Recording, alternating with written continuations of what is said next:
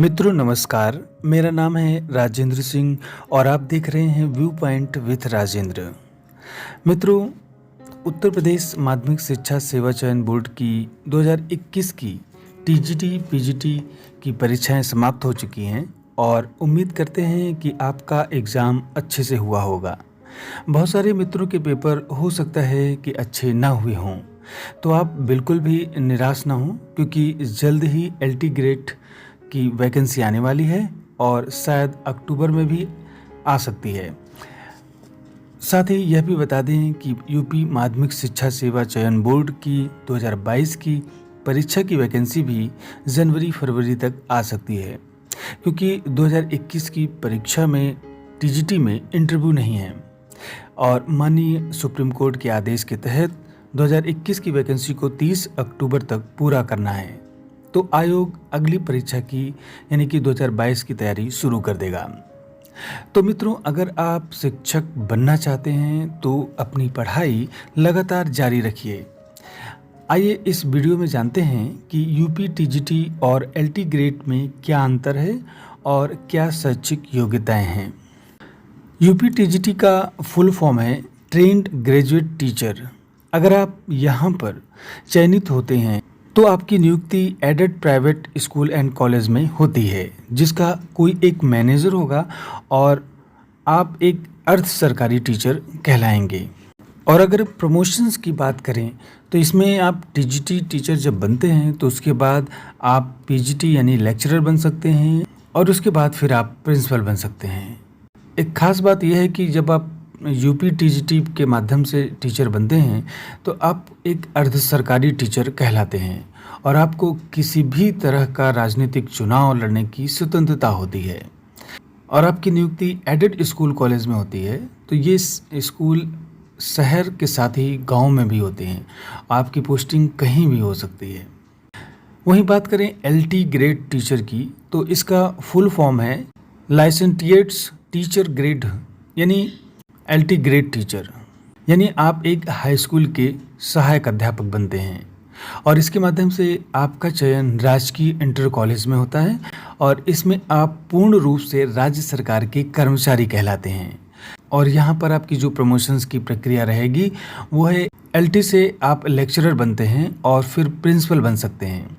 और उसके बाद अगर रिटायरमेंट के समय आपका समय रहता है, जैसे आपकी 21-22 साल में सर्विस लग जाती है, 25 साल में सर्विस लग जाती है, तो आपके रिटायरमेंट के समय काफ़ी समय रहता है, तो आप डीआईओएस अधिकारी भी बन सकते हैं, जो कि एक पीसीएस रैंक की पोस्ट है, यानी कि डिस्ट्रिक्ट इंस्पेक्टर ऑफ स्कूल, जिसे जिला विद्यालय निरीक्षक भी कहते हैं, जो पीसीएस रैंक की पोस्ट है, वहाँ भी आप सेलेक्ट हो सकते हैं। एक सुविधा यहाँ पे आपको नहीं मिलेगी, आप किसी भी पद का चुनाव नहीं लड़ सकते हैं। और जीआईसी के जो भी स्कूल कॉलेज हैं वो ज़्यादातर शहरों में या फिर तहसील स्तर पर होते हैं। अब आइए जानते हैं कि एलटी ग्रेड की सिलेक्शन प्रक्रिया क्या है। एलटी ग्रेड की परीक्षा को उत्तर प्रदेश लोक सेवा आयोग आयोजित करता है और इस परीक्षा का पैटर्न यूपी टीजीटी से ज़्यादा अच्छा होता है, यानी प्रश्न पत्र यूपी टीजीटी से थोड़ा टफ होता है। आइए कुछ महत्वपूर्ण बिंदु के माध्यम से जान लेते हैं। जिस भी सब्जेक्ट से आप फॉर्म भरते हैं वह विषय ग्रेजुएशन में होना चाहिए और साथ ही उसी विषय से बीएड भी होना अनिवार्य है। यहाँ पर टेट या सी टेट की आवश्यकता बिल्कुल भी नहीं है और अदर स्टेट के जो भी परीक्षार्थी होंगे उन्हें आरक्षण नहीं मिलेगा। परीक्षा में आपको कम से कम 40% मार्क्स अवश्य आने चाहिए। परीक्षा में निगेटिव मार्किंग रहती है और इंटरव्यू या साक्षात्कार नहीं होगा। अगर आप कला विषय से परीक्षा देना चाहते हैं तो आपको कला से बीए या ललित कला विषय के साथ स्नातक की उपाधि और बीएड होना अनिवार्य है। सिर्फ एक परीक्षा देनी है और नौकरी प्राप्त करनी है। आइए जानते हैं परीक्षा का स्वरूप कैसा है। परीक्षा में 150 बहुविकल्पीय प्रश्न होंगे और प्रत्येक प्रश्न 1 अंक का होगा। प्रश्न पत्र के 2 भाग होंगे। पहले भाग में सामान्य अध्ययन के 30 प्रश्न जो कि बहुविकल्पीय प्रकार के होंगे और दूसरे भाग में मुख्य विषय होगा, जिस विषय से आप टीचर बनना चाहते हैं, तो उस विषय के 120 प्रश्न वो भी बहुविकल्पी प्रकार के होंगे। तो इस प्रकार कुल 150 अंकों के साथ 150 प्रश्न होंगे और परीक्षा का समय 2 घंटे का होगा।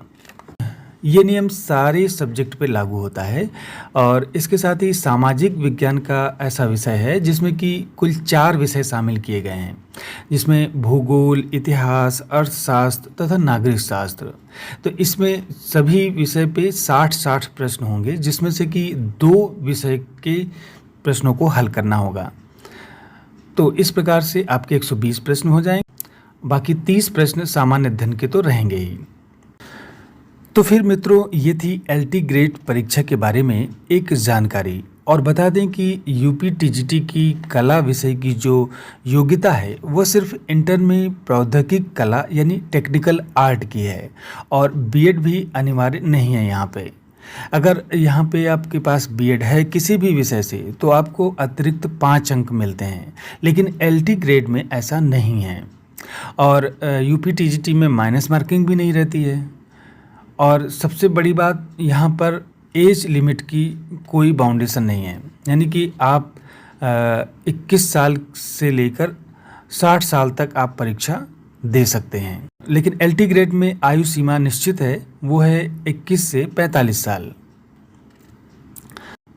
एलटी परीक्षा की ये सारी जानकारी हमने 2016 की लोक सेवा आयोग की परीक्षा के विज्ञापन के आधार पर दी है। इसलिए लोक सेवा आयोग से एलटी की नई वैकेंसी जो आएगी उसकी योग्यता में अगर कोई परिवर्तन होता है तो उसके विज्ञापन को ज़रूर आप देखिएगा। तो मित्रों, आइए नए सिरे से कला विषय की परीक्षा की तैयारी शुरू करते हैं। और इस चैनल पर एलटी ग्रेड और यूपी टीजीटी पीजीटी कला विषय की सिलेबस के अनुसार तैयारी करवाई जा रही है। आप चैनल को सब्सक्राइब करने के साथ ही बेल आइकन के बटन को ज़रूर दबा दें, जिससे आपको हर वीडियो की सूचना मिलती रहे। तो मित्रों, जब तक वैकेंसी नहीं आती है तब तक हम सिलेबस को एक बार अच्छे से ज़रूर पढ़ लें, क्योंकि लोक सेवा आयोग वैकेंसी निकालने के 3 से 4 महीने में परीक्षा करवा लेगा, फिर आपके पास समय नहीं मिलेगा।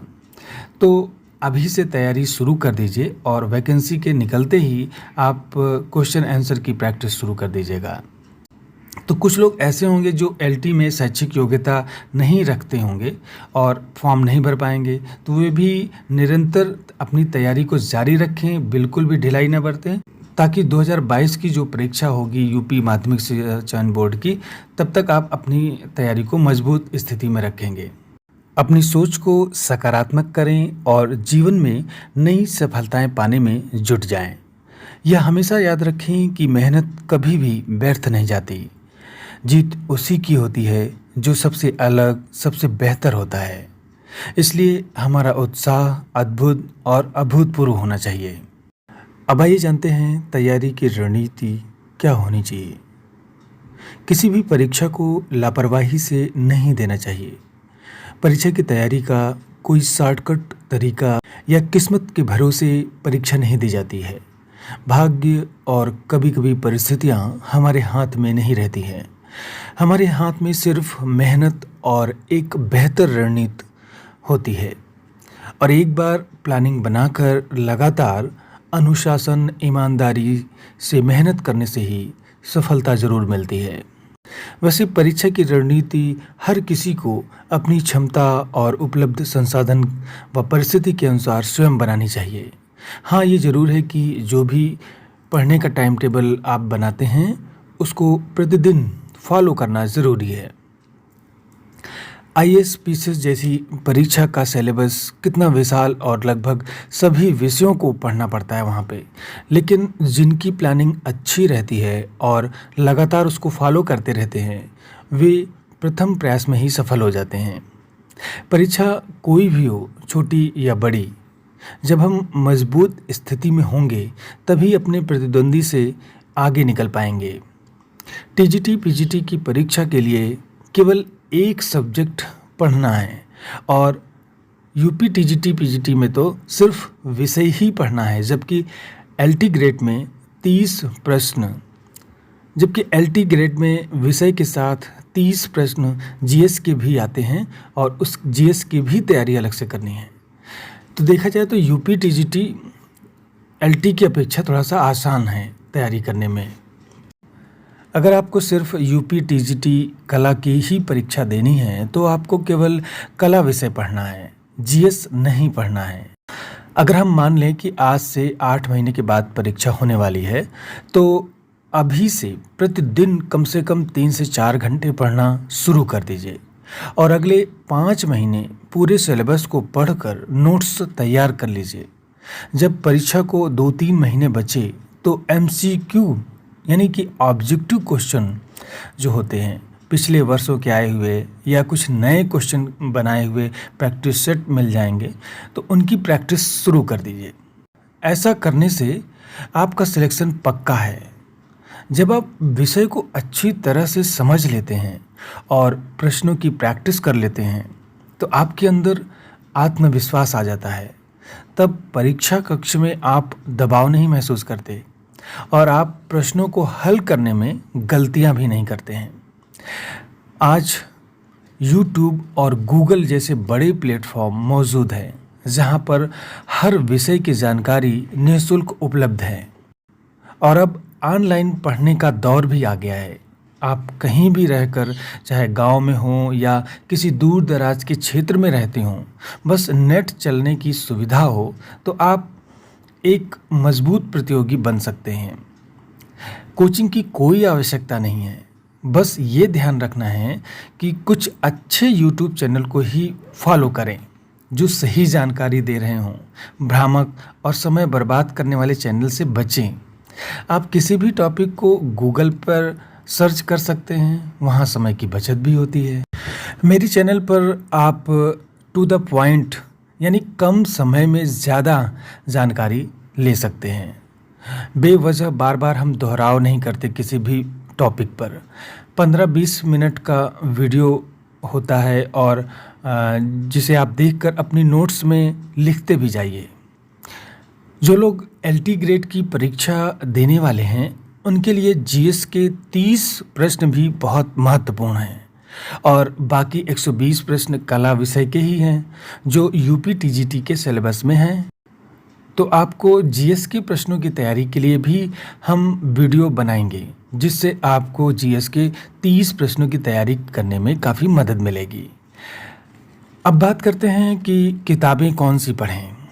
तो जो बेस बुक यानी आधार बुक हैं कला की तैयारी करने की वो हैं डॉक्टर रीता प्रताप की भारतीय चित्रकला एवं मूर्तिकला का इतिहास और डॉक्टर ममता चतुर्वेदी की समकालीन भारतीय कला और डॉक्टर ममता चतुर्वेदी की ही एक और पुस्तक है पाश्चात्य कला और इसी प्रकार रवि साखलकर की किताब है आधुनिक चित्रकला का इतिहास और इसके साथ घटना चक्र का पिछले 10 वर्षों का जो साल पेपर आता है उसे आप ले सकते हैं और बस इतना ही पर्याप्त है। अगर आप इतनी ही बुक को अच्छे से तैयारी करते हैं और YouTube पे उपलब्ध टॉपिक्स को देखते रहते हैं और क्वेश्चन की प्रैक्टिस करते हैं तो आप एक मजबूत प्रतियोगी बिल्कुल ही बन जाएंगे। अगर आप किताब के बारे में और अधिक जानकारी चाहते हैं तो किताबों पर एक वीडियो हम बनाया था, उसको आप देख सकते हैं जिसका लिंक आई बटन और डिस्क्रिप्शन में हम दे देते हैं और या फिर आप चैनल की प्लेलिस्ट में भी जाकर उसे देख सकते हैं और बुक से संबंधित जानकारी प्राप्त कर सकते हैं। तो मित्रों, ये थी कुछ महत्वपूर्ण जानकारी। आपको कैसी लगी अपने विचारों को कमेंट बॉक्स में ज़रूर लिखिएगा। वीडियो को पूरा देखने के लिए बहुत बहुत धन्यवाद।